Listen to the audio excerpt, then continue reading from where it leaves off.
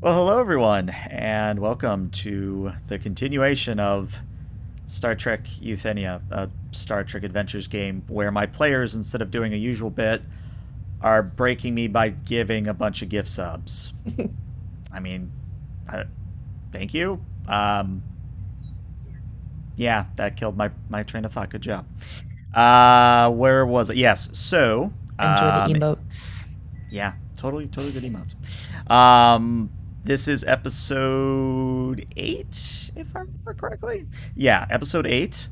If you want to catch up on the VODs, they are available on YouTube, which chances are you're either watching this live or on YouTube anyway.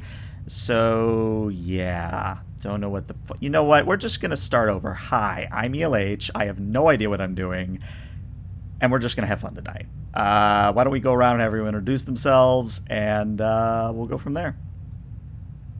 I guess that's my cue. Hey guys, I'm Aaron. I'm playing Captain Williams, the human captain of the Euthenia, and I've been in some other of ELH's games as well. You may know, maybe Motley Heights, and some of the other Star Trek stuff. But I'm really happy to be back in Star Trek and with these lovely people. And if you want to talk about it, hit Dag up at Trek Nexus.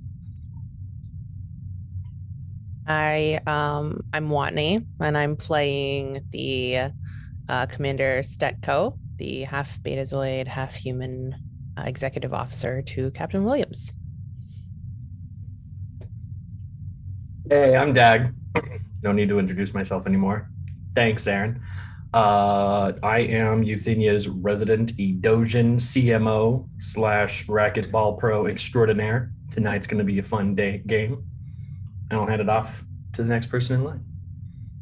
Hello, everyone. My name is Dare Wolf. I am playing the Cation Chief Science Officer, and this is Luna, my emotional support cat. It's like an evil mastermind in the chair. Nope, I was just about to say, you missed the perfect opportunity to say hello, Mr. Bond. Swivel. Nope, just an emotional I think we support get. cat. I think we get demonetized if that. Yeah, just No, that's an true. emotional support Yeah. kitty. But she's late for her Luna's physical. doing a Can great you job. see how happy she is? Look at her. She's so happy. I can feel the You should. purrs. You should change your name to Dare Floof 88. Dare Floof 88 on Twitter and Twitch. Ooh, I like it. Hello, everyone. My name is Matthew. I am playing Vizeth, who is a Vergeron from this region of the Delta Quadrant. He is the intelligence officer and has just joined the crew. He's feeling somewhat alienated. Did that to Wow. yourself. No, I blame Ironically you. enough, I think our opening log is going to come from Vaseth today, so take it away at your convenience. Personal log. Apparently, each officer on board this vessel is expected to keep a record of experiences, an allowance for species with such feeble memories. Cruising at Warp 8, the ship is en route to our next destination, while my new crew begins to effect repairs to the wave motion cannon and hull plating. A contrivance suggested by Commander Sarus has left us with a retractable weapons system which shields the vulnerable barrel of the cannon when not in use. He referred to it as sheathing the claw. Commander Rash, having fallen into a coma after overdosing on stimulants, has left me with even more responsibilities. As I labor, I am struck by the reality that the Euthenia is an inharmonious cacophony of noises, constant, unrelenting. Songs echo down the corridors. Its ill-tuned power systems thrum and squeal and whine and scream. People nattering, crowing, cawing in laughter. It's as if all these species are afraid of silence, pouring out everything to pretend as if the world isn't empty. Alien voices are a perpetual violation, always consuming, never surfeited. Even when I'm alone, the voices don't stop. I'm so tired of the noise.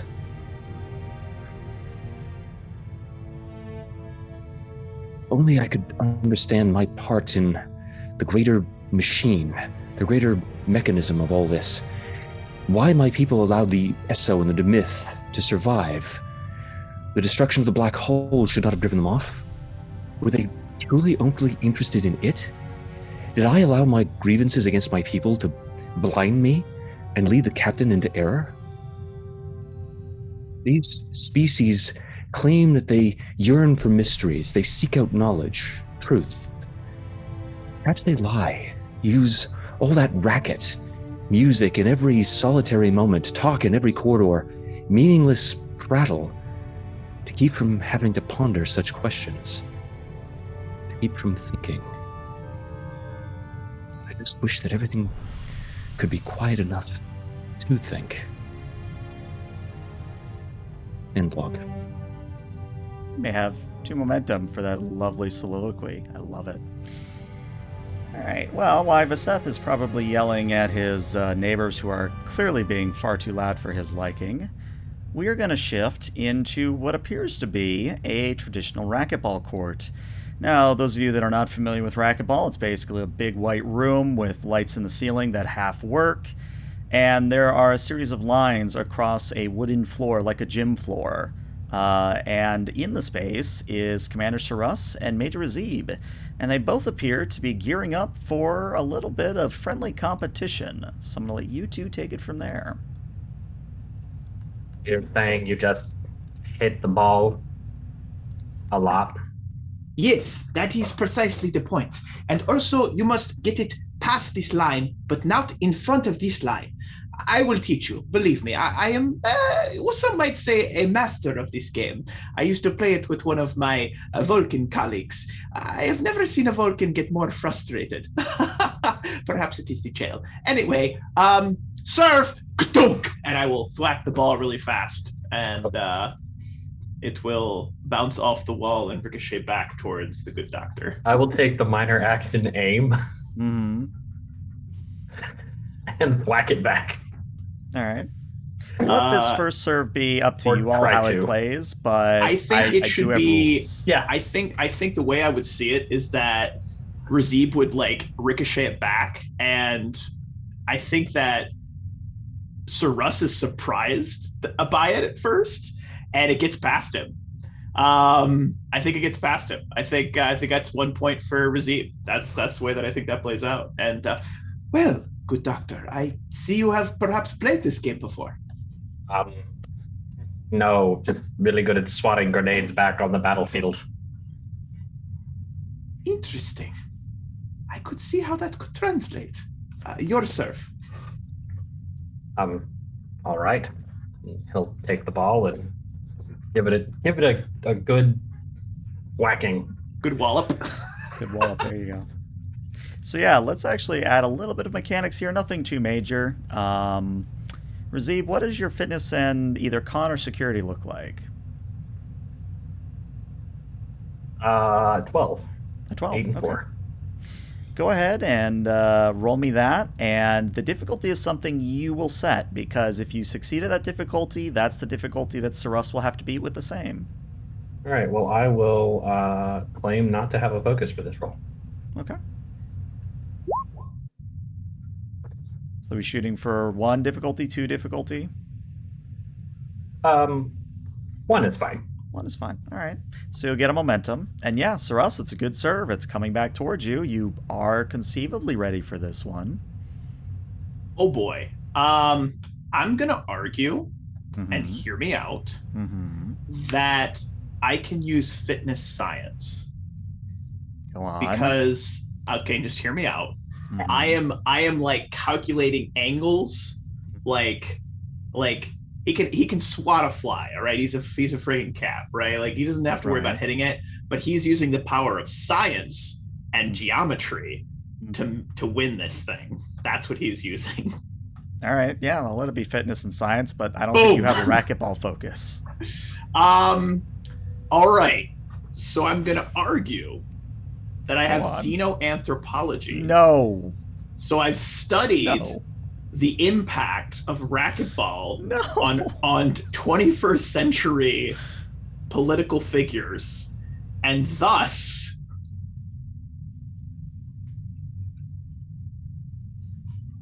how about empathy? I want to beat him, but I don't want to make him feel bad about it. Be the ball, right? It's all about visualization. I'm being the ball, right? I give you an power A for systems effort. because I'm using muscles. Those are the power systems of. I give you an A for effort, but unfortunately, no focus for you. That's fine. All right, so I'm rolling a fitness and science, difficulty 1, and no focus. All right, you succeeded, even getting another momentum. So yeah, Saras, how would you like to flavor the return? So Saras was holding the racket between his hands. He's going to flick it up. As the ball's about to pass him, he catches it with his tail and then kutunk and whacks it back. And it's, hits the ground, goes up off the wall and comes back very quickly towards Razib. Major Razib, I meant to ask you, and perhaps now is not the right time, but you mentioned the war. Your people, they often fought with themselves or someone else? And while Razib is processing Commander Sarus's words, I'm going to let the dice determine whether Razib returns it or not. Sure. Same roll as before. Okay. We'll do fitness, security. I have a great complication, too, whenever one of you does roll a complication. Okay, no, that's a critical success. Nice. The opposite of a complication. Oh my god. So Fire. Razib is in the middle of saying, "Oh, it wasn't my people. It was during the Klingon War with the captain and our first officer." And he'll spin on his usually, weight-bearing third leg and bat it back. Ooh, and it'll nice. ricochet off the wall and head back towards Saras. I love it.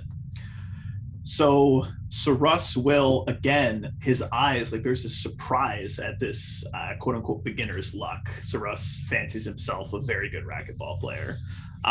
He's going to be backpedaling, and he will flick the racket back to his two hands using his tail to keep balance so that he can then whack it back just before it goes over his head, or at least attempt to. And I'm actually, you know what? I'm going to spend a momentum because I think so. I think I'm going to roll 3 dice. Okay. And we'll see what happens.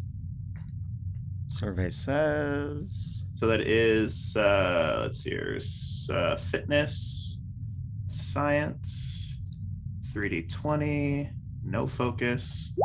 Oh, he biffs it. All right, you ready for that complication? I love it. You hit it, but it doesn't go to the wall. It literally pings off the back of Razib's head. Oh, Major Razib, I am so sorry. Are you all right? I think it's bleeding. Oh dear.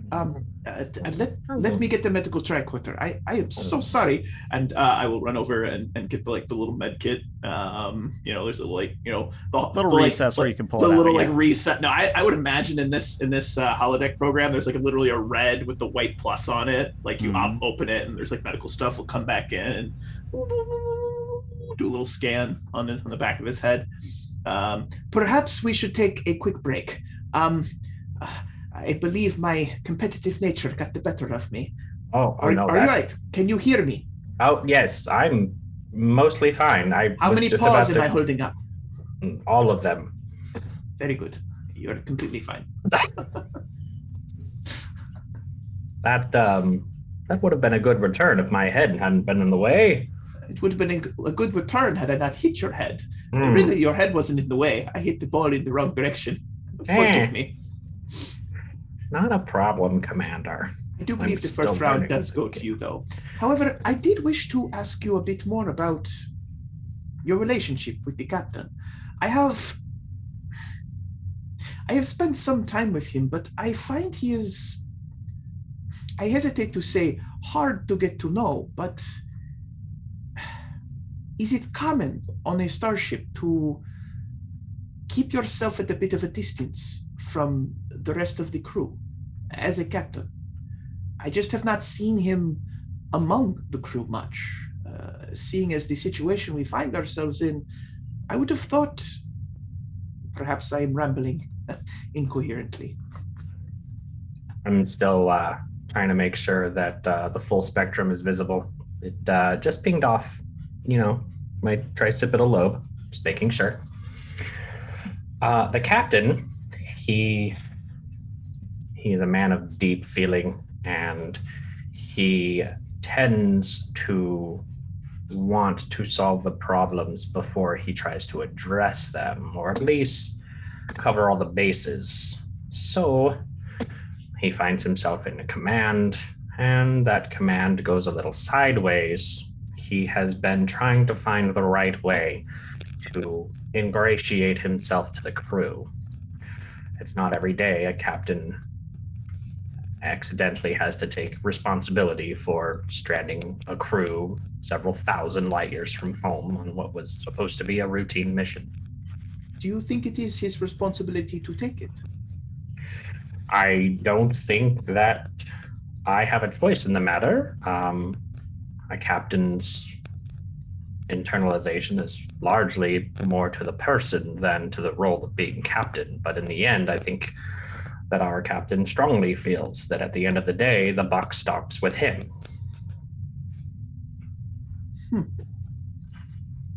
Has he been averting attention in your direction, sir? No, I would not put it that way, but may I speak candidly with you, Doctor? Of course. As a friend, not as Starfleet personnel. Go ahead. When we first, that is to say, when I first arrived on this vessel, I knew my place. I knew what my mission was. It was to ensure that the Cation and the Federation technology interacted correctly. And thus far it has been, but my position on this ship was only meant to be temporary. Although I am excited about the opportunity to be lost in space and go on the grand adventure, as they say, I am unsure of how to take full, wholehearted advantage of it. I feel, honestly, for the first time in my life, a bit lost. I don't believe you're alone in those thinkings. There are plenty of officers who have noticed an uptick in their malaise lately. And I do believe it is due to homesickness and various other frustrations born out of our shared circumstance. I don't take me the wrong way. I am not bored nor frustrated. I am simply concerned that I am not taking full advantage of the opportunity that this allows us to truly, as the Starfleet says, explore strange new worlds and meet strange new species and boldly go where Norcation has gone before. I think I should be doing more. I just don't know what that is. I was hoping perhaps you could offer some advice on maybe a thought exercise or some sort of meditation, perhaps to clear my thoughts. You said that you once stumped a Vulcan in racquetball. Was this Vulcan close? Did you learn any of their rituals for peace and calm? So Russ will lean back and you will see an expression, almost an expression of not horror, but intense disappointment at the realization as he responds to you and says, I am sorry to say I did not. And now I am curious as to why. Hold it against yourself. There's always an opportunity. I believe there are several Vulcan crew members aboard who hold a regular meditation for each other. They may be willing to let you join them for one or two. Candidly, I would like to say that your enthusiasm is unmatched among the crew so far as I know, and Vulcans are rather subdued, so you may wish to find a happy medium in your interactions, should you take me on my advice. You are a good friend, Dr. Recep. I thank you for your advice, and I shall take it to heart. Now, if you are feeling up to it and the full spectrum is visible, the ball is blue, yes? I'm spending 2 threat to create the complication that it is actually red. It seems to be emanating photons in about 320 nanometers, 270. I can't remember. Close enough. I believe it is your serve. And he will hand him the ball. And you would have noticed when you mentioned that Razib was a good friend, that this sort of like fleeting look of like, that's not a thing he's ever heard before. He doesn't really know how to process it. And then you've distracted him with going back to the activity at hand. And he will pick up the ball and coordinate his arm, and he'll give it the good old college try. As the game resumes, we're going to switch scenes here. So, Mr. Williams, Miss Stetko, Mr. Vizeth, which one of you would like to set up the next scene?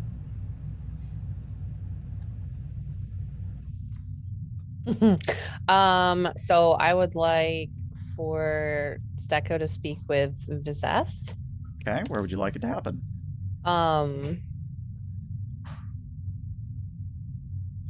Where would Vizeth, I guess, spend a lot of his time? I would say that he's on duty across the ship. It might be wise to have him making final calibrations to the armor plating along the barrel of the wave motion cannon. Okay, sure. The So I wave guess she motion would room we like go. check the computer and kind of discern his location and try and go find him. So, as we return to the glorious barrel of the gun, as it were, Stetko, you find Mr. Vizeth currently in the middle of some calibrations, because, of course, that's what you do when you're next to a big gun, is you do calibrations. Well, we wouldn't want to interrupt that. So does anyone else want to go? I kid. So she would approach him, I would say, like making herself known, not in any particularly kind of like sneaky way or anything, but she'd be like, Vizeth, do you have a couple minutes? Is this a matter of ship business, Commander? If so, you may order me to converse with you. I was hoping to, well, to put it candidly, maybe get to know you a little better. Or at least maybe help you get to know me a little better. And he's actually going to move slightly away from the command console and gesture to the calibration matrices on the underside that has sort of like been opened up. Would you please assist me in the calibration of the wave motion cannon? There's a 3.51 micron variance in the firing chamber that I have not been able to rectify. Sure. She'll kind of look around for a tricorder or like a spanner or something, and then get down and on her back and look up underneath it and kind of fiddle. Now, real quick, I want to make sure that this detail is important here. Is Vizeth actually using a tool, or is he relying on his natural senses here? I would say that he is using a tool. Yeah. Okay, just wanted to be sure. Carry on. And she would look for an extra tool around. Yeah, you'd find it very easily. Okay, cool. She's like, so how are you sort of, I guess, acclimating to the ship? I know there's multiple species in our crew, and it seems like it is unusual to work with so many diverse species at once. However, I find it a challenge that I am more than capable of overcoming.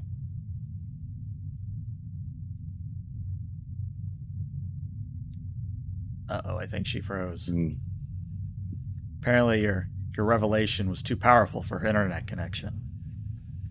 We'll give her a minute to come back. So we'll say for the moment, to keep things slightly moving, that Stetko kind of takes that into consideration, thinks about it for a moment. But Vizeth, as you're working along, Dorothy actually kind of materializes next to you and kind of gets down on a knee and looks down where you're calibrating and goes, so 3.51 microns, huh? That is correct. That's interesting because the internal sensors that I see is 3.52. It is possible that these tools are themselves miscalibrated. Well, it is Well- Starfleet. They do have a window of tolerance on all their tools. Would that include you? You know, I had never really considered that. I mean, I suppose since I was created by Starfleet that I would be within certain parameters of operation. Does that mean that I can be, what's the word, off by a certain amount? Certainly good food for thought. As I understand it, your entire existence is off, considering that you are an anomalous, spontaneous generation of consciousness. That is correct. Was found aboard the Congo A. And it just happened that one moment I was a simple navigation program, the next, hi, Dorothy. Does lead one to consider from whence consciousness truly arrives and arises. Well, if you ask me, it's not so much a question of when it arises as what you do with it.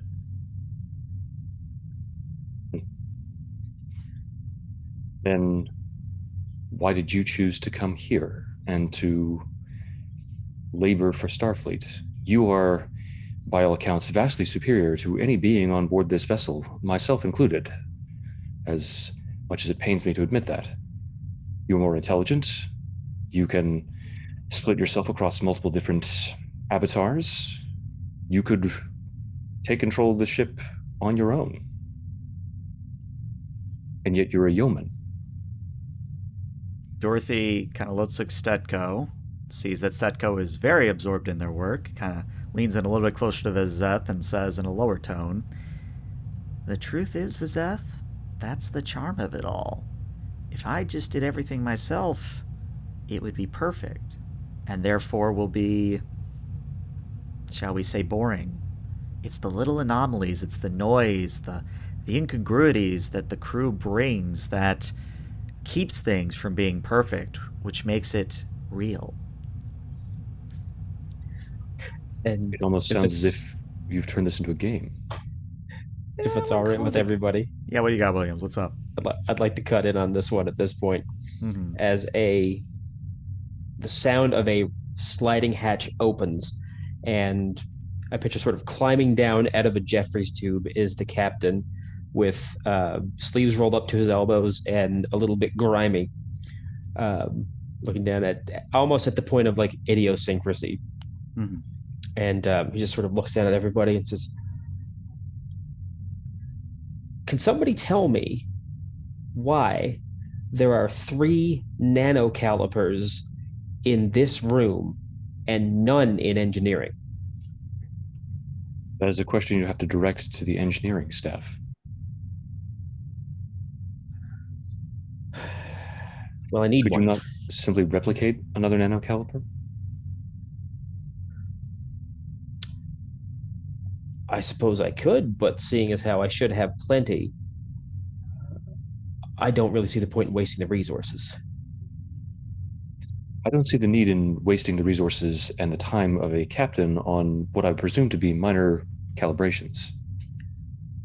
Minor calibrations. I'm my chief engineer's in a coma, and I'm trying to finish the build out on this Midas array so that we can contact Starfleet and tell them that we're still alive. Captain, Plus, it's relaxing. I like it. well, far be it from me to tell you how you spend your free time, which is something of an alien concept to me, but don't you believe that your skills would be better invested in your areas of expertise? There are engineers who could do this job better than you. I don't quite know how to take that. Seth, I am an expert in the technology that powers the Midas array. It's one of the reasons I was selected for this command. I was given to understand that your expertise lay in tactical and command. By necessity, not desire. I don't actually have any interest in fighting or soldiering, or I don't even enjoy it. It is not meant to be a thing that is enjoyed. It is a necessity. A very unfortunate one. Speaking of free time, I've been meaning to talk to you about this. He's just going to look over at Dorothy. Keeping out of trouble? Yes, sir. I was just conversating. That's a word. Maybe you're right. Maybe I am off. We were just entertaining a philosophical discussion.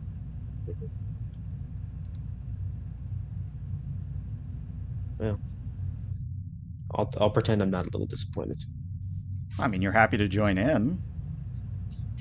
No, not disappointed about that. I'm a little disappointed that, occasionally you don't get into some trouble. How much trouble do you want me to get in? Well, I mean, if I tell you beforehand, it just ruins the surprise. Well, I think it's important to know the scope because, as Vizeth has pointed out very wonderfully, technically I could take control of the ship, but I feel like that would be far too much of a joke. Like those old self-driving cars. In a way, I started as one, so... You raise an interesting point. Back to my original question, Vizeth. You've been logging a lot of time on duty. Frankly, it's come across my desk numerous times. You aren't... Well, you're not giving yourself time to relax. That seems somewhat hypocritical coming from you, Captain, considering that you are now spending your free time calibrating the Midas array. Well, we have a saying on Earth, Vizeth, it's do as I say, not as I do. My people would call that, again, hypocrisy. Although, Captain, I do understand your inclination towards service. It is nice to always feel useful and occupied.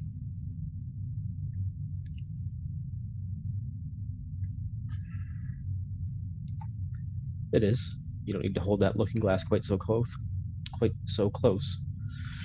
I'm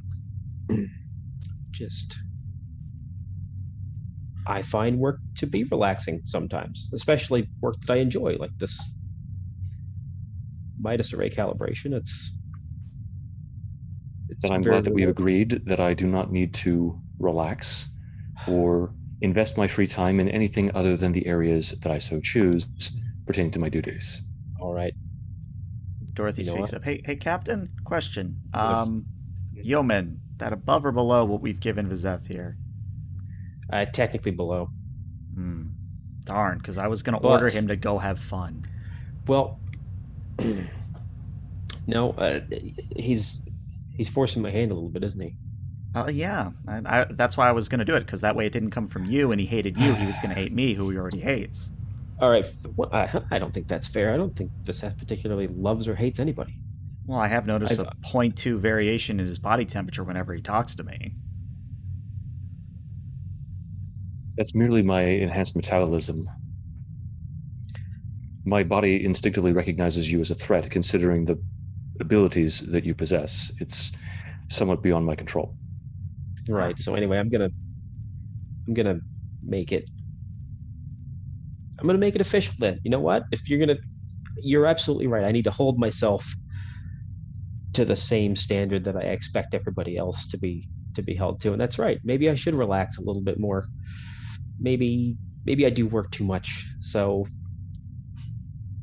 I'm going to make it in order. Dorothy, can you do me a favor and just put dinner in the captain's mess tonight for all the senior staff?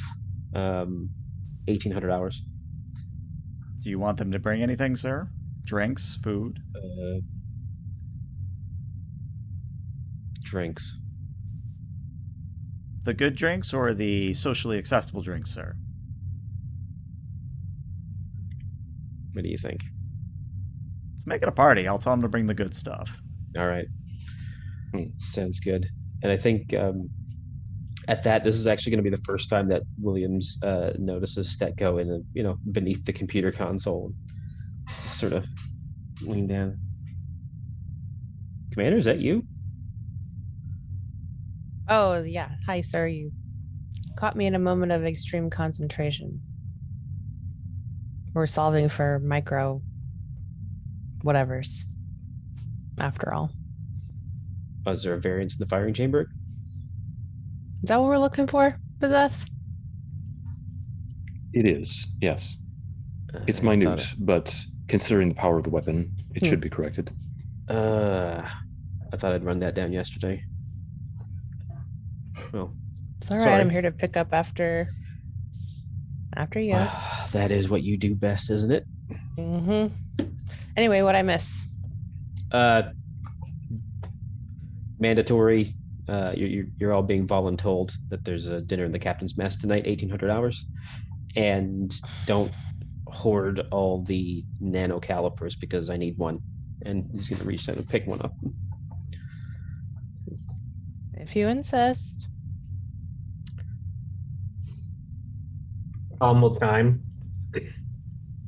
Major Razid to Captain. Go ahead, Major. Captain, might I remind you, you're 7 days overdue for your annual physical, and somehow the computer refuses to tell me your location via your comm badge. Dorothy just holds up a finger in the shh motion.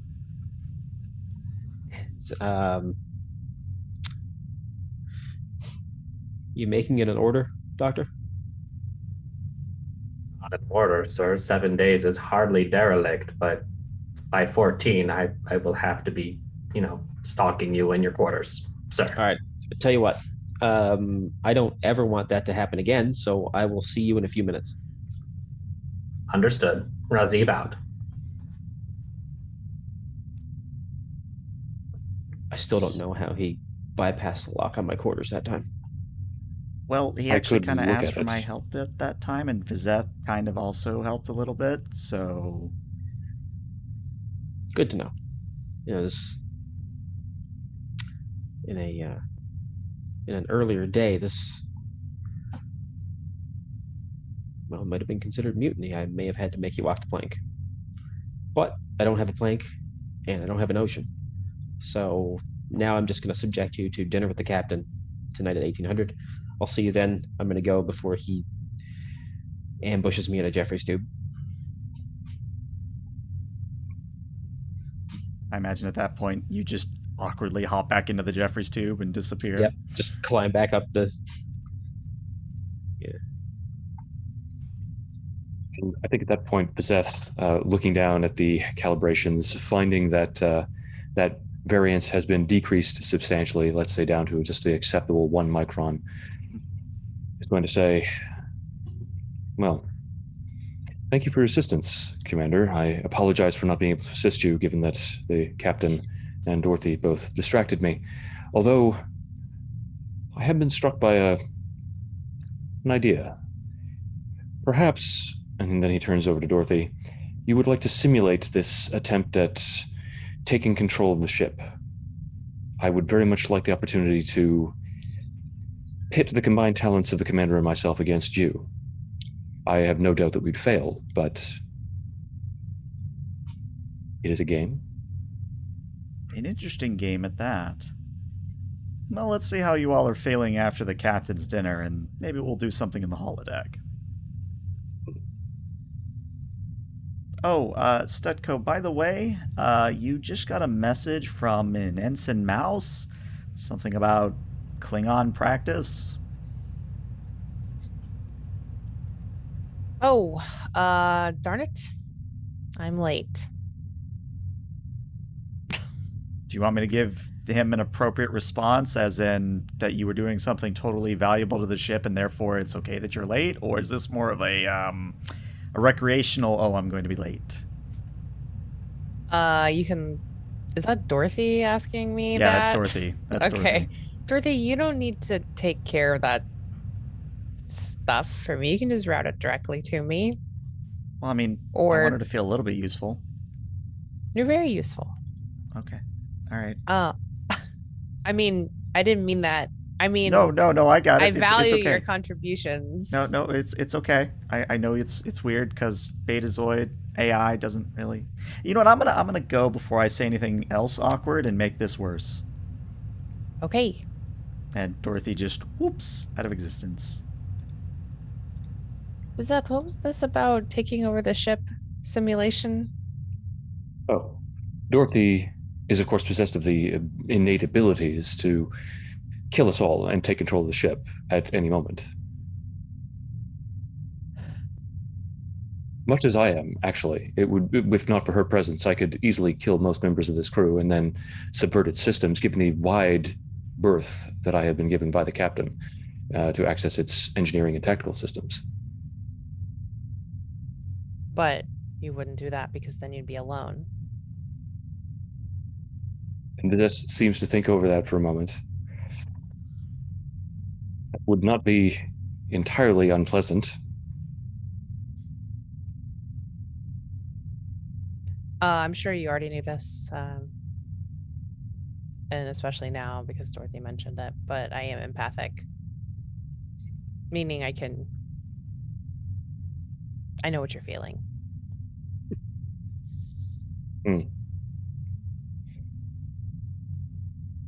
And your point being? My point being that I can tell you're scared. And I also can tell that you're not playing all of your cards. I know we have to earn your trust, and that will come with time, I'm sure. I guess I just wanted to find you to ask for your trust. I hope we do earn it. And I know it must be hard to give. He just mulls over that for a moment, double checking the calibrations, distracting himself, pretending to sort of busy himself with his labors.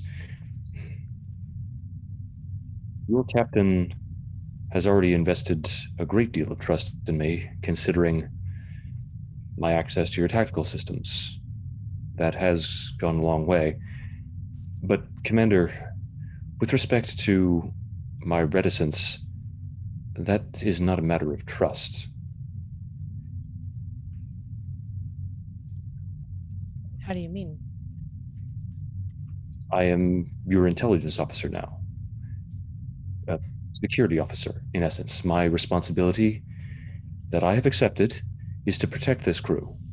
You are obviously in need of it, given your physical and mental enfeeblement. That's merely what I'm trying to do.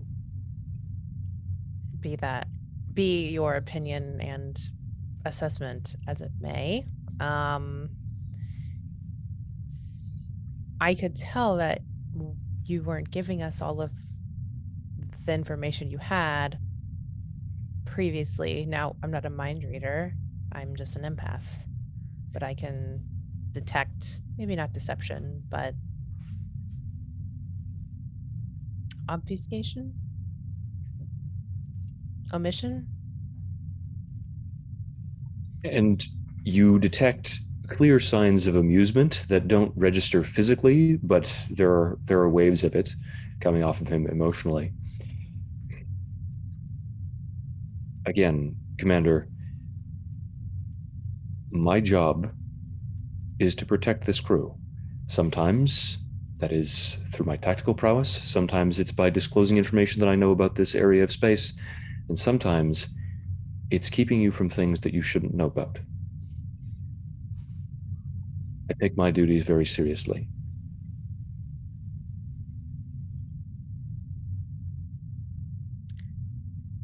I believe you.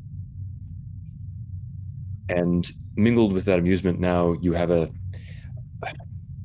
cacophony of emotion that reflects regret and sorrow. And I mean, obviously, you wouldn't even need to be able to sort of read his mind to guess that he is now thinking of the crew that he failed to protect. Hmm. Well, when the time is right, I'm sure you'll tell us what we need to know. But I hope that that comes with feeling like you can trust us to make our own decisions, even in the face of really horrible things.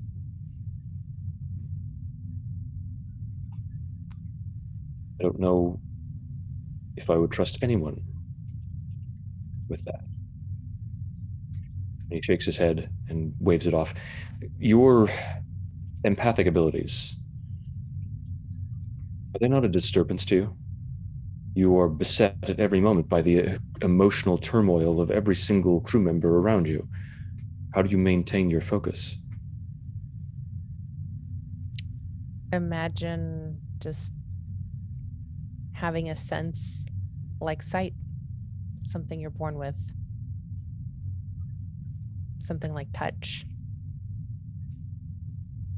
It's all the same. You just learn to use it to figure the world out. I will ask you, though, recently, since we were relocated to this area of space of the galaxy, I've been experiencing more disruptions than usual of my abilities, which does make them feel more disruptive than helpful at times. Do the Vergeron employ any means of disrupting telepathic or empathic species?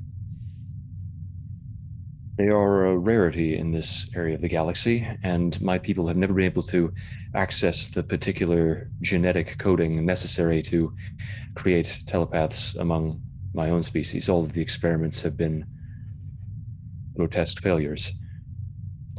But given that over the course of my life I've been subjected to numerous genetic experiments, as have many of my people, I understand what it is to have new senses or variations on senses that you once understood and no longer know how to process.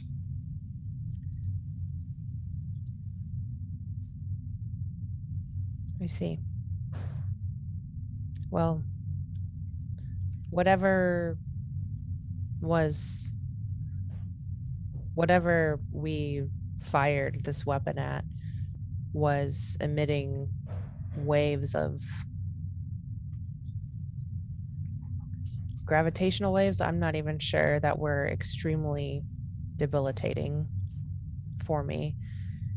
So if you do have any information on that, I would appreciate that. It is my job as well to protect this crew, and I can't do that if I'm in sickbay. I will assign myself a duty shift, or I spend some of my free time in sickbay, if Dr. Razib will allow me to do so, attempting to develop some kind of, if not a countermeasure, then something that can mitigate its effects. All right, that's very kind of you. I won't take up more of your time. Well, you've saved me a great deal of it by assisting me in the calibrations. Nonetheless, you are right. I do have other duties to which I must attend. Aye, as do I, and we will speak later at the captain's dinner. Just for funsies, as Stead goes, you walk away, Vizette starts to walk away, and he just goes to another console about 5 feet to the right. But up next, Saras, let's get you in here into the mix. Where do you want to hang out, and who's it going to be with? And remember, this is before the captain's mess dinner. So what was the name of the thing that you were looking for, Captain? The it was a nano caliper. So Russ is going to walk in with 2 nanocalipers into main engineering. In engineering. And he's going to walk over, so you would see him walk in. And then he's going to walk over to whoever the chief engineer is on duty. And he's just going to say, "Excuse me, Lieutenant, I found both of these in one of the... Well, I found these and figured I should return them to main engineering." And the lieutenant on duty, let's call him Jameson. Lieutenant Jameson takes it, looks over at the captain, goes, "Hey, Cap, we found 2 more. It's actually funny. Since you yelled at us, they seem to keep being brought back. In fact, we actually have a surplus now." Lieutenant, I didn't yell. I was maybe a half an octave sterner than I usually am. Give me some I know, credit. and that's scary. But thank you. Just stow those, would you? Maybe we should start signing them out so that at least we know where they are, or who has them, or who had them. "Captain, if I may, what are you doing in engineering?"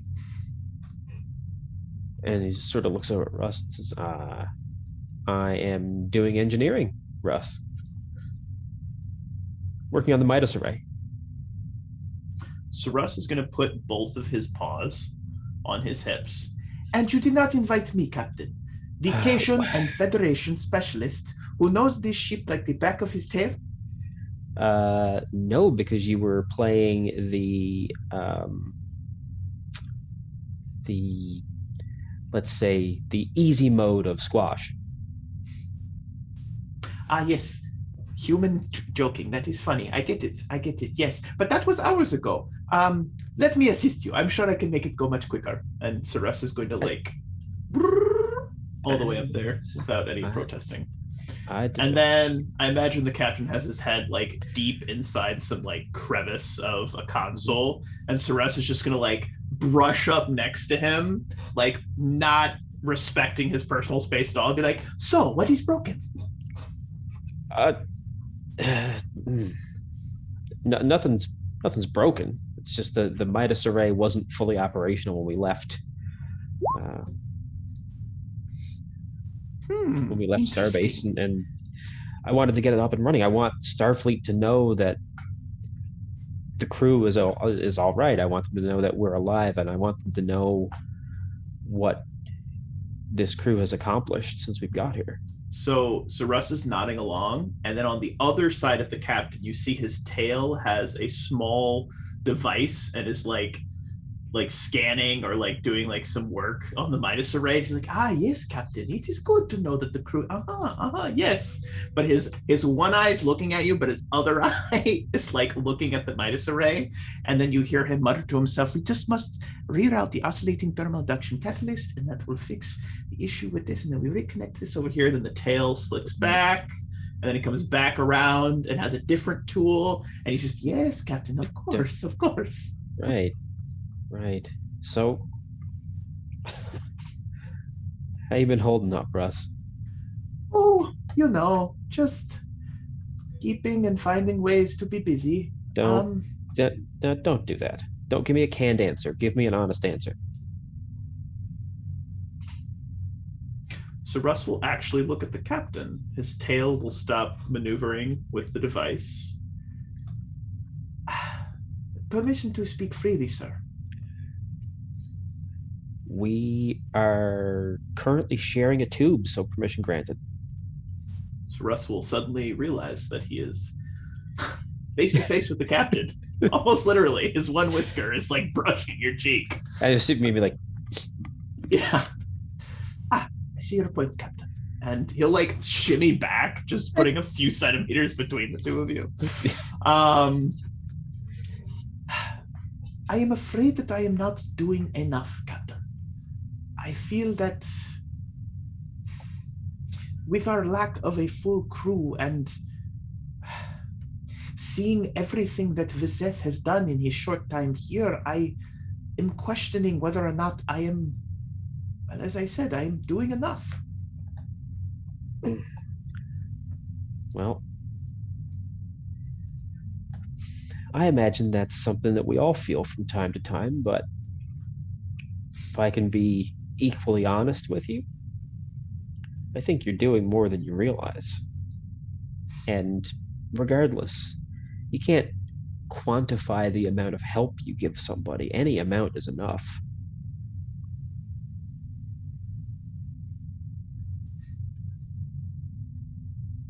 But how can you be sure, Captain?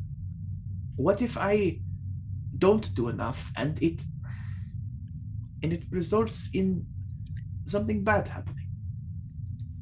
I have never been on a starship before on such a long journey. I have always been on a station or a planet or a science facility of some sort with a specific project. The project had a beginning and an end. This project, well, it is far more complicated than the ones I've always worked on. I find myself excited at the opportunity, but I feel as though I am lacking direction. All right. And his whiskers kind of go down, and his ears kind of go down, and his tail droops a little bit. He just looks a little sad. If I didn't know any better, I would say that you didn't know what your purpose was here.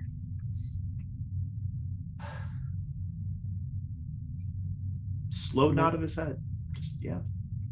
Do you want me to tell you? Ears perk up, whiskers perk up. Tail continues trying to fix the Midas array. You're about half a centimeter to your right. No, Captain, it's because of the angle at which you're staring at it. I'm exactly where I need to be. Take your word for it. Look, Russ, you're the heart. You're the exuberance. You're the sense of wonder. You're the heart. Are you sure you're not confusing me with Dorothy? I think the metaphor you are trying to use would... Oh, no, wait, I get it. Oh, that does make me feel better, Captain. I mean, it's every time, every anomaly that we've come across. You're the first one to... We all look at them, but you're always the first one to really see them. All of his expressions are just getting more and more happy. Like, my experience in space, Commander Stetko's experience in space, Major Razib's, Vizeth's, it all colors our perceptions to a certain degree. You can see that all of us, pretty much to some degree or another, are preoccupied with safety, defense, protection from physical harm. And that's because of the experiences that we've had during our lives and careers. You being where you've been up until now means that you haven't been colored in that way. Your perception isn't skewed. You can look at the universe in an unbiased fashion and just see it for the beautiful, miraculous thing that it is. And that's an ability that I would very much like to have back. But I get the next best thing because I get to vicariously experience that through you. so I help others see the beauty around them. And then a split second later, you hear a boop, boop, and the Midas array is like starting to work again. There It's we like go. recalibrated. And All right. We've got so power Russ at will least. lean back, and I'd like to imagine there's like a soft glow of light from it that illuminates the two of us. And so Russ looks at the captain and says, "You are a good captain, sir, Commander. Captain? Wait, sorry, I almost called you my name. I am just feeling so exuberant. You have a way with words. You and Razib are... if I may say so, you are good friends. And then he's gonna like shimmy back. His whiskers like hit you in the face, just like, drag. The tail kind of like flicks around, whips you with the thing by accident, and he turns and addresses the entire engineering section and goes, "Everyone, the captain has told me I am the heart." And he is going to scurry away in a very excited and happy moment. Lieutenant Jameson watches you go and goes, do I want to know, Captain? It's a pep talk, Jameson. Why, you want one? Yes? Your nano-caliper discipline over this past afternoon has become exemplary. That's good, because before you told me I was in hot shit and I couldn't keep track of a football if it was taped to my forehead. I said some things in the heat of the moment that I take back, and I humbly... You know I hated football. I hated it, and you brought it up. You caused some repressed trauma.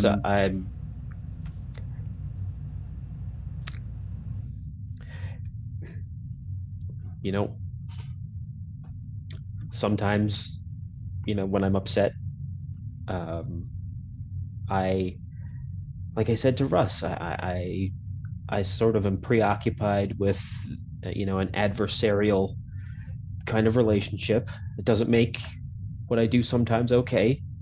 And I'm beginning to realize that if we're going to be on a long journey, then this has to be a little less of a rank and file ship and a little more like a family.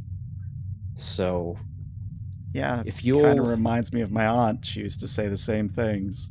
And at this point, another engineer speaks up and says, "Jameson, quit the sob story. You're giving the captain shit for no reason." No, you know what? No, he's right. Jameson, 1, if you're telling the truth, your aunt was wrong and so was I. 2, if you're playing with me, I am the law. Razib to engineering. Yes, Doctor, go ahead. I didn't forget about you. I am on my way now. I didn't even know you were an engineering captain. I'm calling for Ensign Jameson. Yeah, I'm here. What's up, Razib? Your test results came back. You should come to sickbay immediately. Are they good? I cannot tell you over an open comm line. Confidentiality. Okay. I'm headed that way myself. Do you want to? Yeah. Do you want to walk together? Sure. Razib out. I'm gonna have to get Jameson a token now because yeah, he does this all the time. Don't worry about it. Well, that's what worries me is that he was doing blood tests on whether or not I had a rare condition. You know what? I'm just going to shut up before I drink. He just shuts up. All right. I'm going to say this. I'm going to say this once. Okay. I'm your captain. Your problems are my problems. I know we have the chain of command, but listen, if you need anything, just let me know. Captain, you say that, but does that mean you shit your pants too on occasion? And as you process what he just said, we cut away, and that's where we're going to take our 5 to 10 minute break. So we'll be back in about 5 to 10 minutes. Stick around.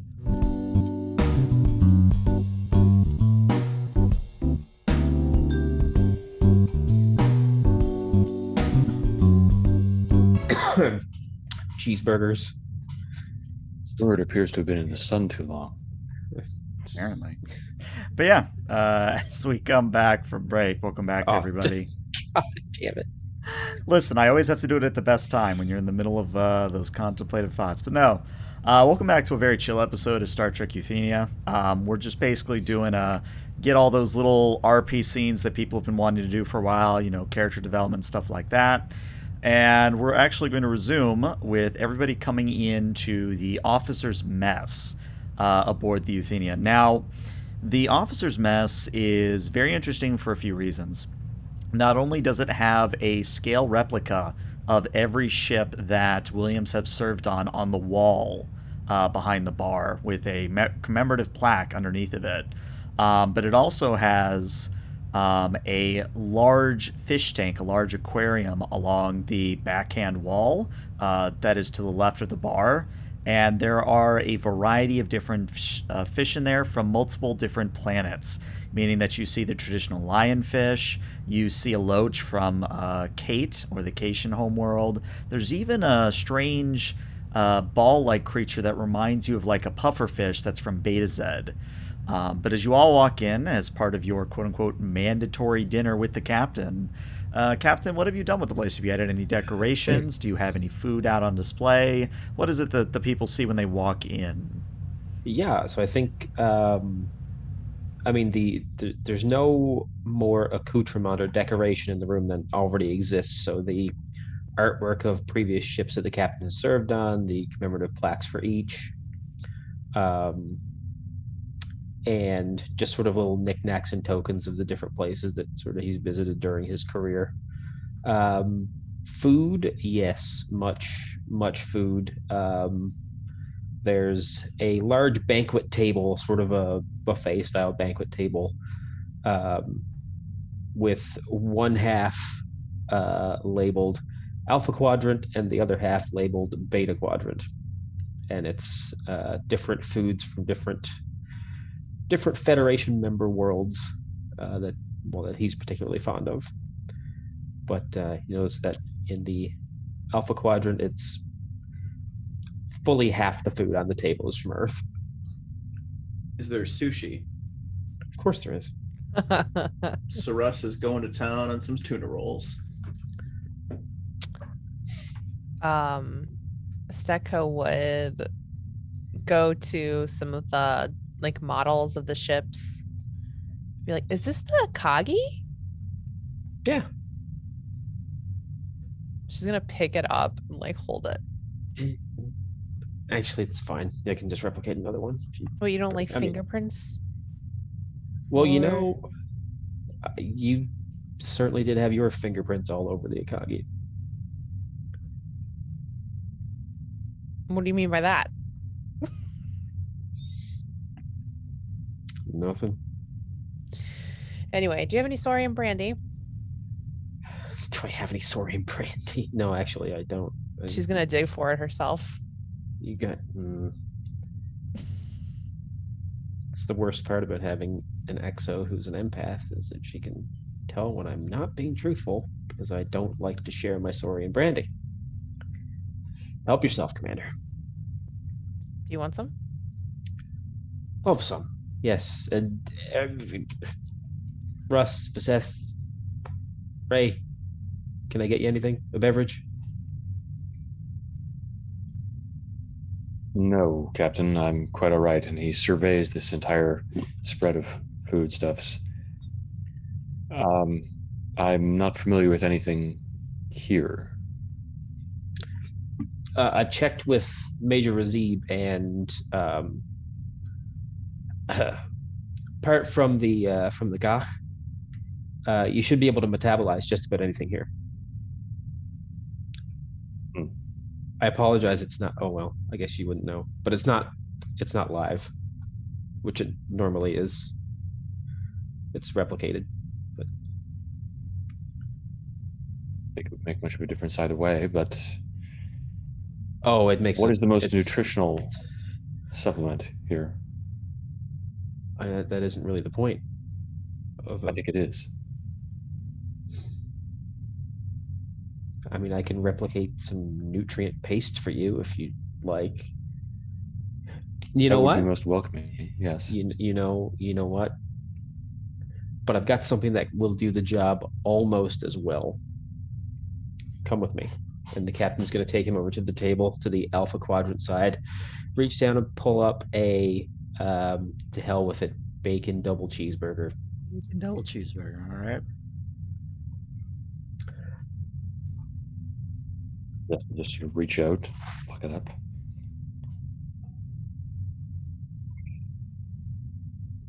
Looks repugnant.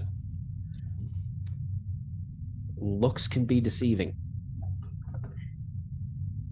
Really found that to be the case. Very well, Captain. I will consume this thing. Well, I hope you enjoy it.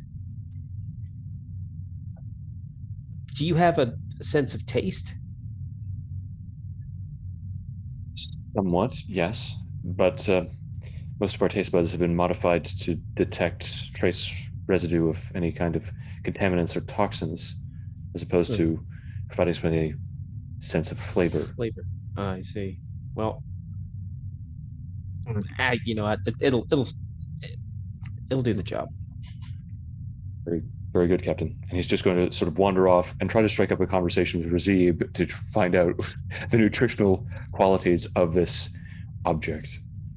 Real quick, though, Russ, you had something. So Russ has disappeared for a second, and then right as that conversation ends, he reappears with a drink mixer, and he's shaking up a drink, and he's just like, pouring drinks. He's going to start bartending for everybody, because apparently that's something he likes to do. Yeah.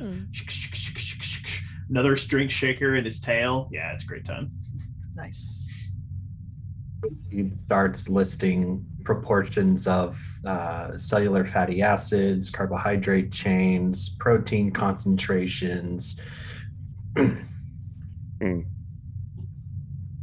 Remarkably imbalanced. There's far too much lipid within this. You and me both. The humans tend to indulge far more into the luxury of the shared meal. It is kind of a long-term cultural tradition. I believe it has something to do with immense scarcity in their past, though I can't prove it yet. Interesting. My culture has adapted the exact opposite tendencies. Our meals have become purely functional, given that we had such limited resources for so long. That is we quite socialize efficient. over work. Well, you have the opportunity then to indulge yourself in ways that no Vergera never has before. Merely another way in which I've been alienated from my own people. Very well. Out of curiosity, from which menu have you been selecting your meals since you've been aboard? I synthesized my own supplements. Have you taken advantage of pre-programming those into the replicator? I have, yes. Oh, fantastic. I merely entered it in as various different dietary supplements. You can try them if you wish. I believe I may.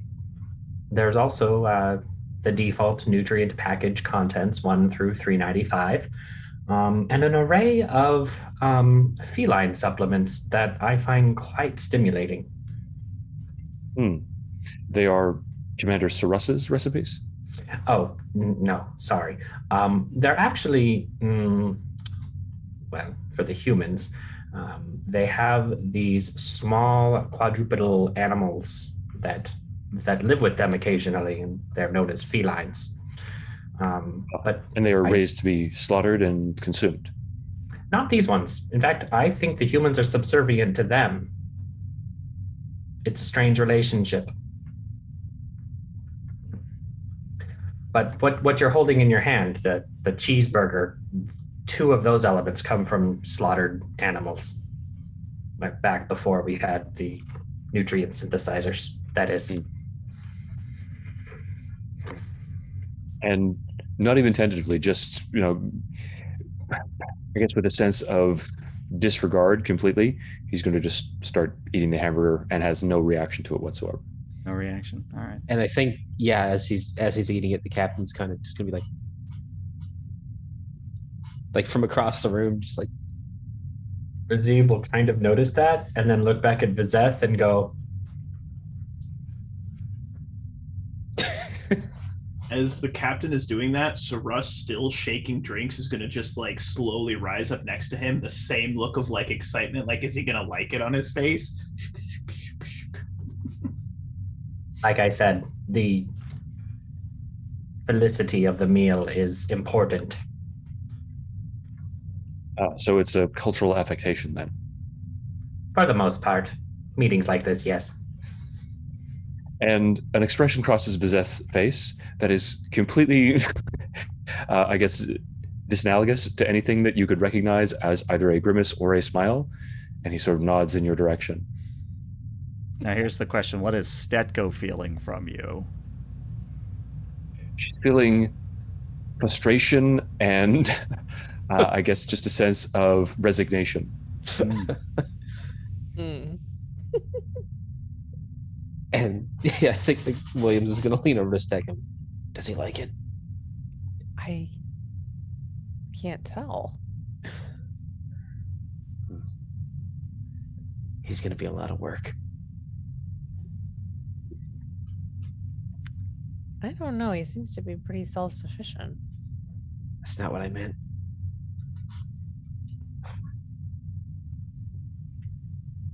Speaking of, I heard him and Dorothy talking about ways to take the ship over.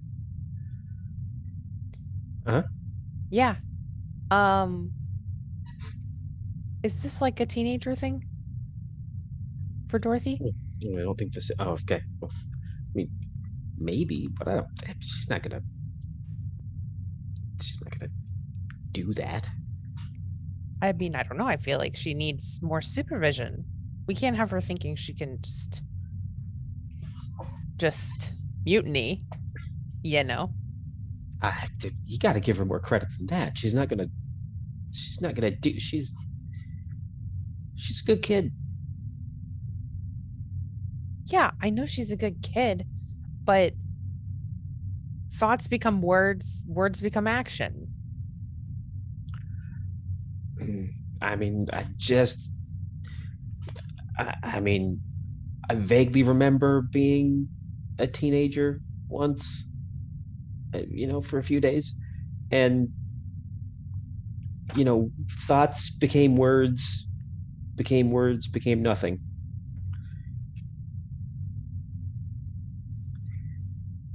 I don't know. I just feel like if we rein her in too much, we could stunt her emotional development. I can't read her mind. So when you get mutinied, don't come running to me. I'm not gonna get mutinied. And because I find it funny, I'm spending 2 threat that the doors to the officers' mess open, and the exocomp version of Dorothy comes flying in yelling, "Mutiny!" Yeah, very funny. Oh, okay. I thought it was funny. I'm going to go hang out with Saras. Saras is fun to hang out with. Gosh. And Dorothy, sulking as an exocomp, kind of floats over to Saras and strikes up a conversation with them. We'll get to that in a moment. You see what you did? Me? Uh-huh. What? Talk about work? I know. I can't stop. It just happens. I think that's I found that's a common problem among senior officers aboard a starship or a space station. Right. Well, when you're how many light years away? I haven't counted again. Last count was, let's see, 49,400, the high 400s. Ugh. I regret asking. Listen, I don't like it either, but at the same time, I really like it.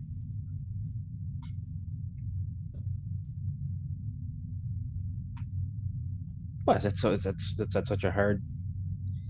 Okay. We're farther. We're the first Federation ship to reach this area of space ever, accident or not, and that's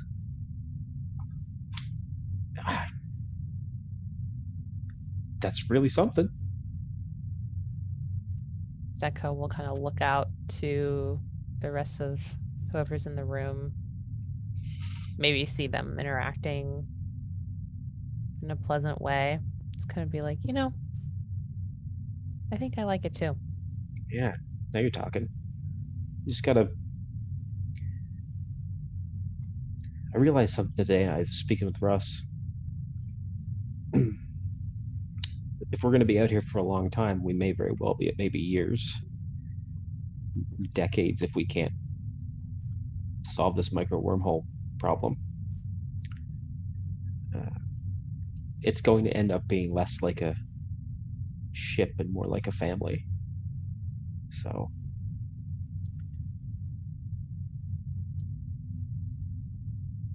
just don't be such an ogre to Dorothy is all I'm saying. Just, An ogre.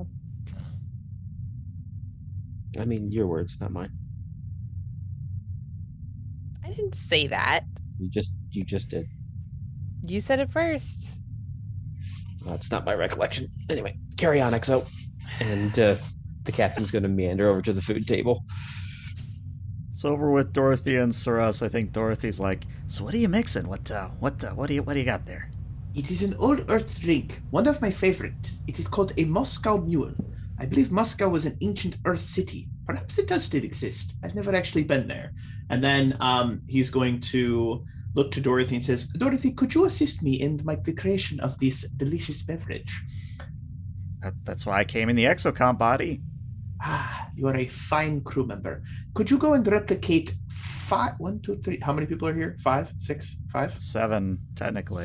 7 technically. All right. Could you please replicate for me 7 copper mugs? And the little, circle in front of the exocomp just materializes mug after mug after mug. And then he's going to ask her if she would to please, or if they would, please make some mint. It's a couple mint leaves. And he's going to Do you want them in candy bar form or? No, just like fresh mint, Okay. regular loose leaf mint. He's gonna garnish it. That Dorothy has to go to an actual replicator for, but yeah, she Then comes he's back gonna- with a cup of it. He's gonna get some limes, toot toot toot, and he's gonna hand it to everybody. Alright.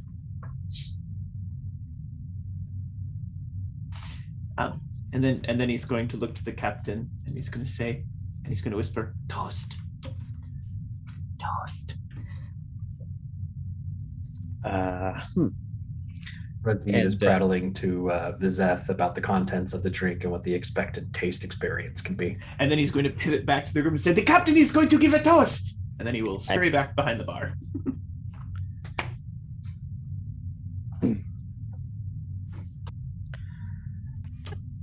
Well, Stecco's gonna step back, almost like she's giving him room to be on a stage before them.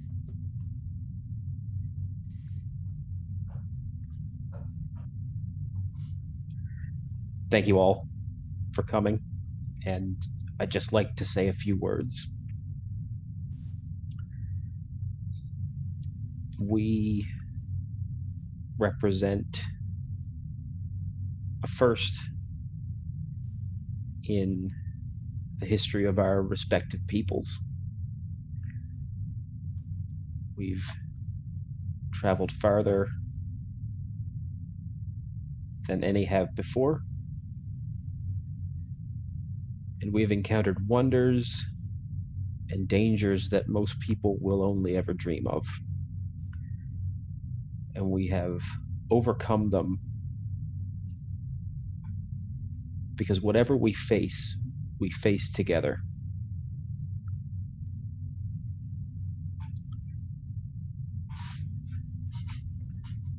And I'd like to give a special thanks to our newest crew member, Mr. Vizeth, without whose assistance I'm confident we would not have emerged unscathed from our recent encounter with the Vergeron.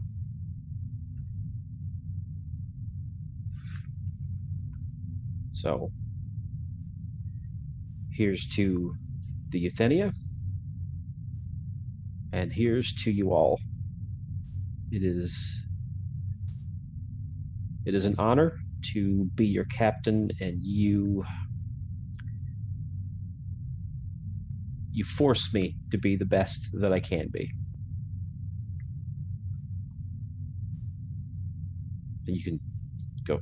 Please go ahead. Where we clink our glasses. To the Euthenia! Clink, clink, Cheers. yes. To the captain as well! Yeah!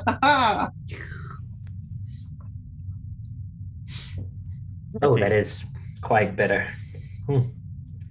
Dorothy kind of leans in and says, you probably can tell by Vizette's expression. You know what? It's hard to tell what Vizette's expression says sometimes, but do you think he likes it? It's hard to tell. His body temperature went up again. I'm not entirely certain that at this stage he likes or dislikes anything. But one day, maybe. I think he has reached an equilibrium of toleration. And for that, I think it is an improvement. That any alien race even communicates with another is nothing short of miraculous.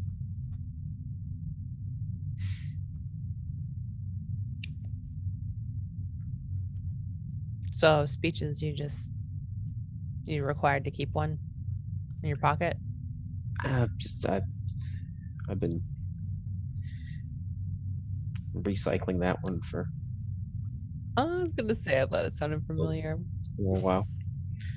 I mean, I switch it up a little bit. You know, you got to keep them guessing. Yeah, that bit at the front at the start though, and then the middle section. Dorothy floats up. If you know, I could write your speeches for you, Captain. That would make it real easy.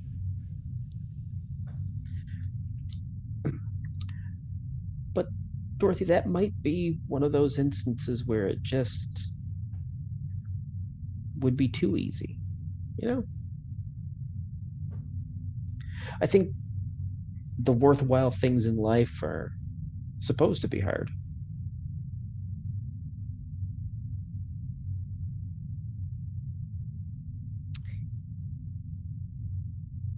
What do I know? I'm just a captain. And I think those little antennae on the exocomp just sort of jitter as Dorothy processes this. But I want to know what's going on with Vizeth and Razib at this point, because at this point you've taken the socially acceptable sip. My question is, does Vizeth finish the drink? He actually just places it down on the table and turns to Razib, staring at it somewhat balefully. And they attempt to intoxicate themselves so as to rob themselves of their faculties. The faculty loss is a side effect of the intoxication, which also boosts the aptitude for maximum oxytocin absorption. I'm not experiencing anything of the sort. My metabolism has already begun to, well, break down the alcohol. I wouldn't be affected if I had taken all of your beverages. This beverage here is kind of on the low end. There are a number of beverages that reach a higher level of challenge for the metabolic system, such as yours. Should you ever wish to experiment with your limits on what does and does not cause intoxication, I would be happy to fill you in with a menu. You just want to look for, I've got a number of pre-programmed beverages in the replicator. Just look for files coded Lee 1 through 15. Those are the ones that are 180 proof or stronger. That's the ones. Proof is an arbitrary measurement of alcohol content. 200 proof is 100% alcohol. I don't know why, but I was about to ask, why would it not simply be listed by percentage? I remember I was talking about the menu items being more human-centric. Nah, it's a holdover. Let's see. They also used to measure distances in clothing machines at one point. It's very weird. Fascinating cultural adaptation. And then they adopted something called the metric system, which is even more archaic. Captain, I do appreciate the offer of more of your alcoholic beverages. However, I don't see the appeal in losing control of oneself. Understandable. When you're with friends, it's just about trusting.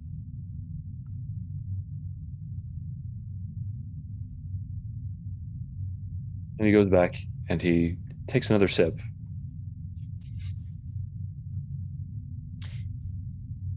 Anyway, Razib, I want to hear how racquetball went earlier. Oh, And Saras.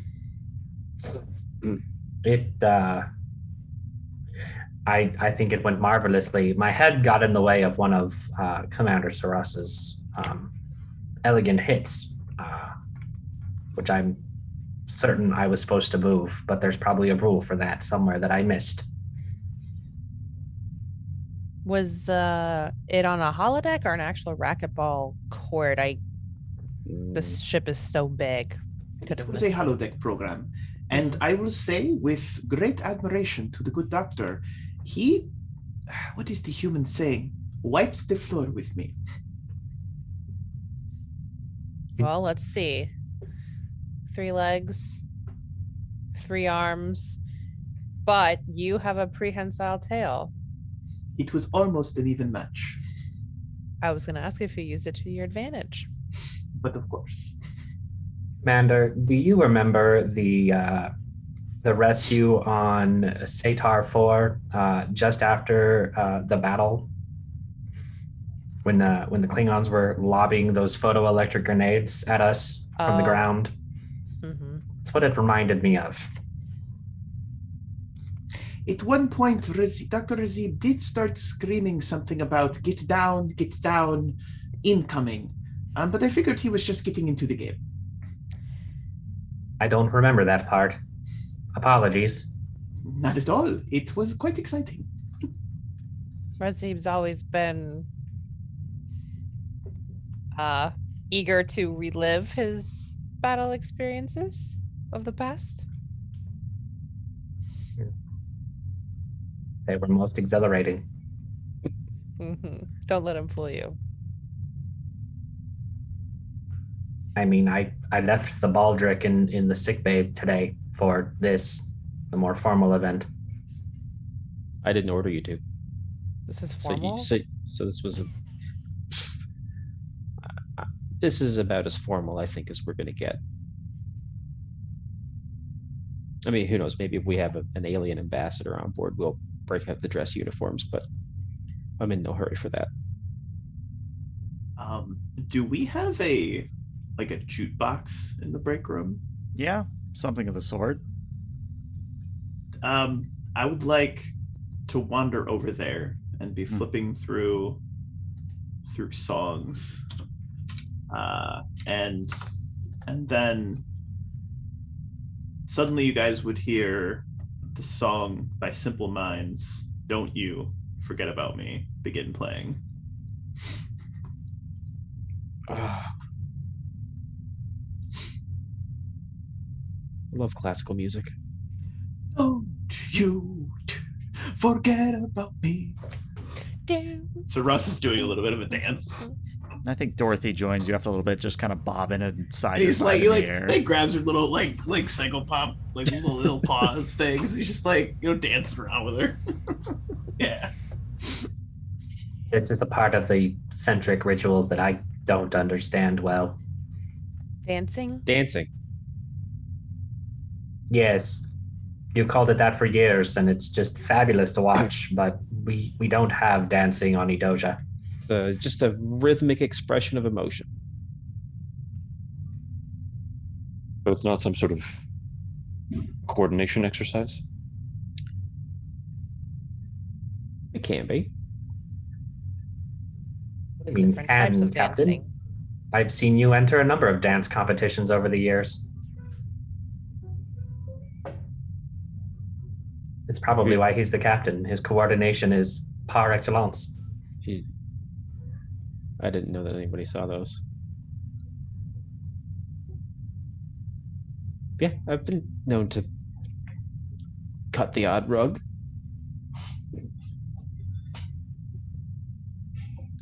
Is it tap dancing?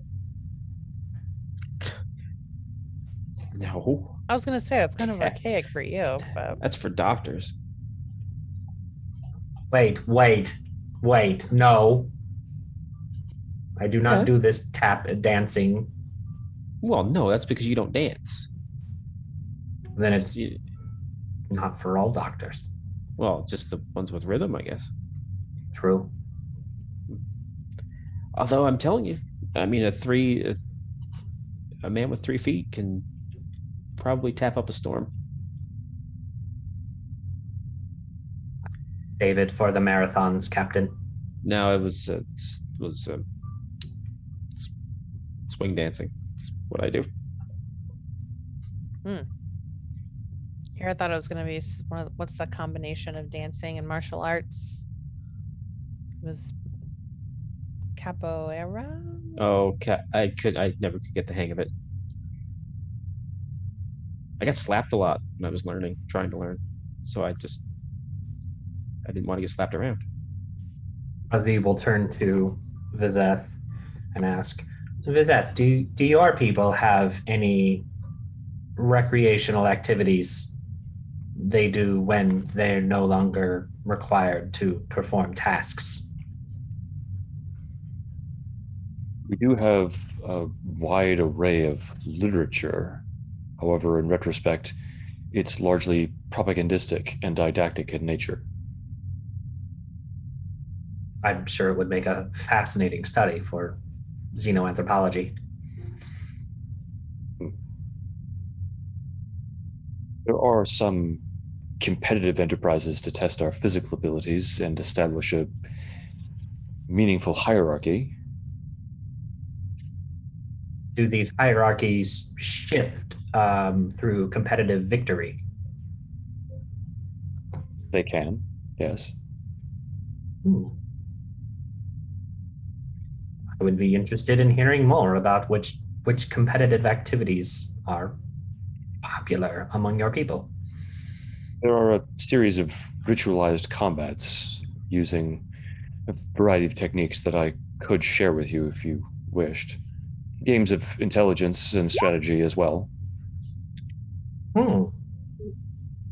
Like stratagema?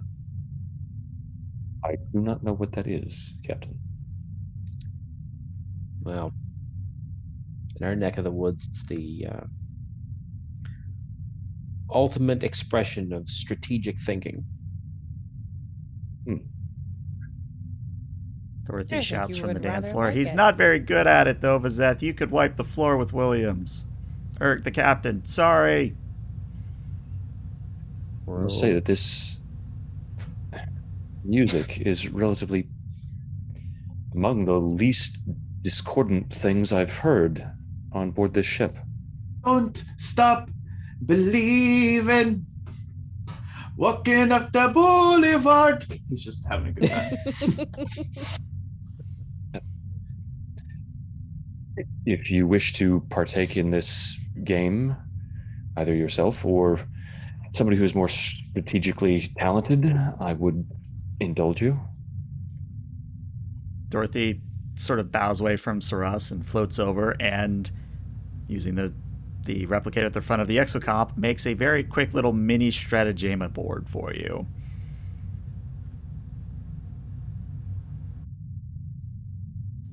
Oh, is this a mini one? Psycho's I gonna go caution over and, here, Mr. Vizeth, in that Hear the drums echoing The- tonight. the record for victory in this situation is approximately 43.8 seconds, and it was done by an artificial life form approximately 35 years ago. Perhaps 40. And this artificial life form, is it still in operation? I do not believe so. Then examining the various different inputs and running his hands over the connectors that go over the fingers, he's going to just take in the board and the series of lights and locations that can be, I guess, won or lost. It seems fairly rudimentary game of territorial control. Who is my opponent? Captain, I you think- brought it up. Of course, you get first discretion. I was gonna say I think Dorothy looks to the captain, but because she's in her exocomp form, she can't really do a wink. But her left appendage just kind of dips a little bit. Just all right. Let's see what you're made of. So we're gonna handle this again via dice rolls, and this is probably gonna be the last roll of the night. But the way this is gonna work is I'm gonna actually set the difficulty here at a 4. I'm probably going to tell you to use your determination on this.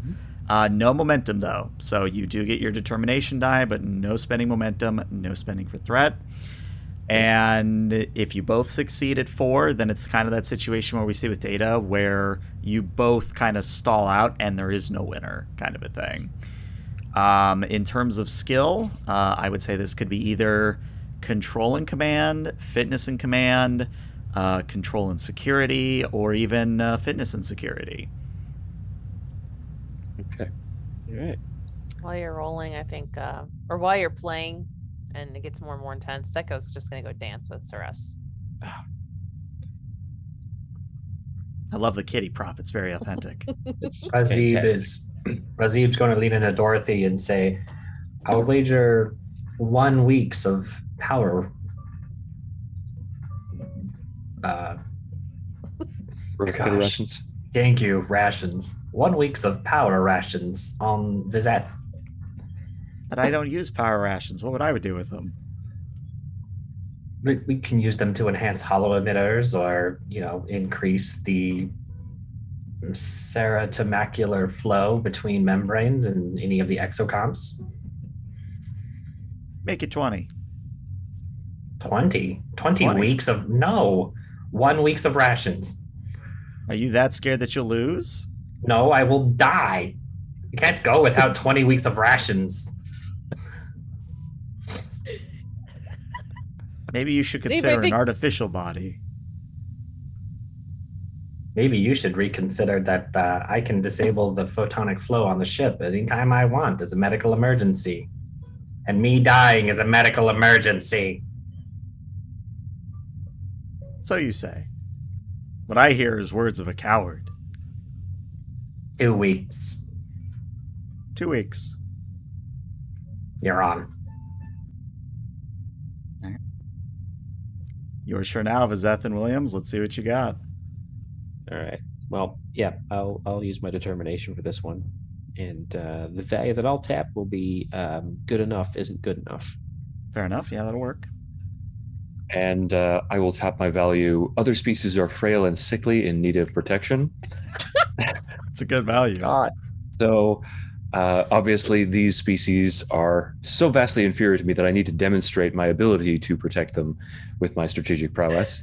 Mhm. Can I use augmented ability control as well? I'm going to say not in this instance, actually. Okay.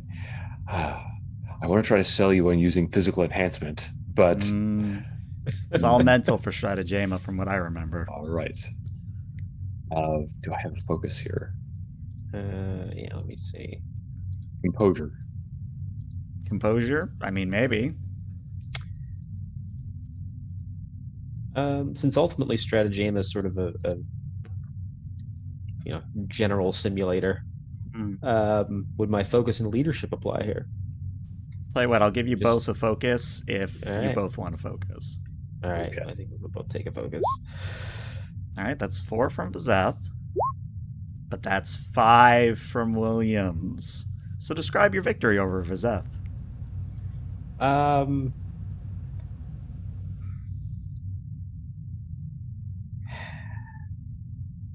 I'm trying to decide if he would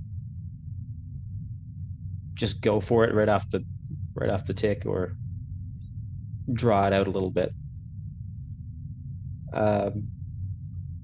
And I think the latter. He'll draw it out to like the beginning of the second plateau, so maybe the first 100 moves, and then he'll just say, "Well, you're not bad," and then just sort of end it. and start pulling the caps off his fingers. It was a remarkable concluding gambit, Captain. It- Highly intuitive. You did very well for your first time. I've got a little experience on you, so don't look No, at that my- as a. My methodology was overly straightforward, predictable. I deserve to lose. I think It's Dorothy just- floats up next to you, Vizeth, and says, "You know what the humans say in times like this? You need to go on a training arc." And she starts playing Gonna Need a Montage. Okay. This is vastly less pleasant. All right. Well, there is one final scene I want to have before we call tonight's session to a close. And actually, that's when, Vizeth, you are actually stepping back into your quarters, or at least the auxiliary room before your quarters proper. And as you walk in, a friend of yours, Ensign Void, is currently seated on one of the couches. And as you come in, she kind of sits up and goes, "Oh, Vizeth, how was the captain's thing?" Tolerable. That And bad, huh? educational. Also that bad. Okay. All right. Got good news for you though. I talked with Mouse, and we're moving Mouse to the end of the hall, so hopefully his Klingon racket won't keep you up at night. I appreciate the accommodation that you've afforded to me. You're welcome. I mean, we're all in this together, right? I suppose that we are. And then Void sits back down and goes back to her little pad, and imagine you walk off, but that's where we're going to end tonight's session, with that little bit of mystery at the end. So yeah, I thought that was a good opportunity for a lot of scenes that we've had piling up for a while, and of course we'll revisit some as sessions come in the future, but that is where we're going to end tonight's session. So Twitch and YouTube, thank you so much for watching. Twitch, stick around, but YouTube, we'll see you later.